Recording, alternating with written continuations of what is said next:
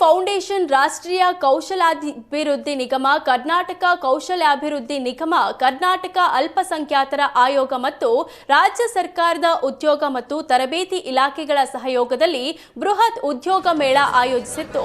ಬೆಂಗಳೂರಿನ ಮಿಲ್ಲರ್ಸ್ ರಸ್ತೆಯಲ್ಲಿರುವ ಖುದ್ದೂಸ್ ಸಾಹೇಬ್ ಈದ್ಗಾ ಮೈದಾನದಲ್ಲಿ ನಡೆದ ಉದ್ಯೋಗ ಮೇಳವನ್ನ ಸಚಿವ ಜಮೀರ್ ಅಹಮದ್ ಉದ್ಘಾಟಿಸಿದರು. ಉದ್ಯೋಗಾಕಾಂಕ್ಷಿಗಳನ್ನ ಉದ್ದೇಶಿಸಿ ಮಾತನಾಡಿದ ಸಚಿವರು ಶುಭ ಹಾರೈಸಿದರು. ಈ ಮೆಗಾ ಉದ್ಯೋಗ ಮೇಳ 3ನೇ ಆವೃತ್ತಿಯಾಗಿದ್ದು, ಪ್ರೆಸಿಡೆನ್ಸಿ ಫೌಂಡೇಶನ್ ಇಂತಹ ಕಾರ್ಯಕ್ರಮಗಳ ಮೂಲಕ ಯುವಕರ ಏಳಿಗೆಗಾಗಿ ಹಲವಾರು ವರ್ಷಗಳಿಂದ ಶ್ರಮಿಸುತ್ತಿದೆ. ಉದ್ಯೋಗ ಮೇಳದಲ್ಲಿ 200ಕ್ಕೂ ಹೆಚ್ಚು ಕಂಪನಿಗಳು ಭಾಗವಹಿಸಿ ತಮಗೆ ಬೇಕಾದ ಅಭ್ಯರ್ಥಿಗಳನ್ನು ಆಯ್ಕೆ ಮಾಡಿದ್ರು.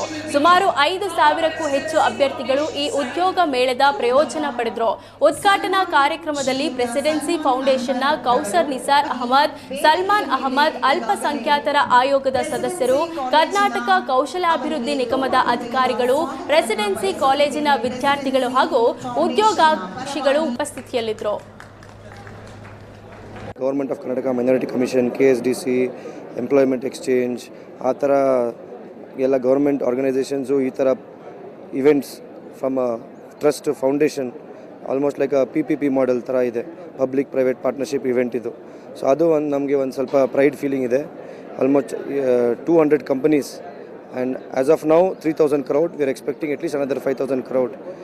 ಪ್ರೆಸಿಡೆನ್ಸಿ ಫೌಂಡೇಶನ್ ವತಿಯಿಂದ ಈ ಒಂದು ನಡೆಯುವಂತಹ ಜಾಬ್ ಫೇರ್ ಮೇಳ, ಉದ್ಯೋಗ ಮೇಳ ಏನಿದೆ, ಬಹುಶಃ ಅದ್ಭುತವಾದಂತಹ ಒಂದು ಯಶಸ್ಸನ್ನು ಕಾಣ್ತಾ ಇದೆ.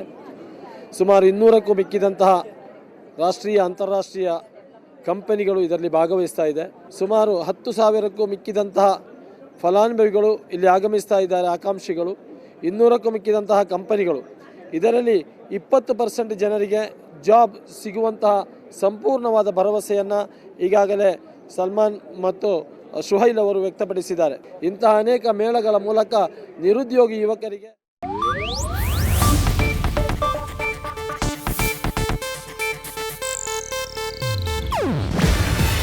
ಇದು ಏಷ್ಯಾನೆಟ್ ನ್ಯೂಸ್ ನೆಟ್ವರ್ಕ್ ಪ್ರಸ್ತುತಿ.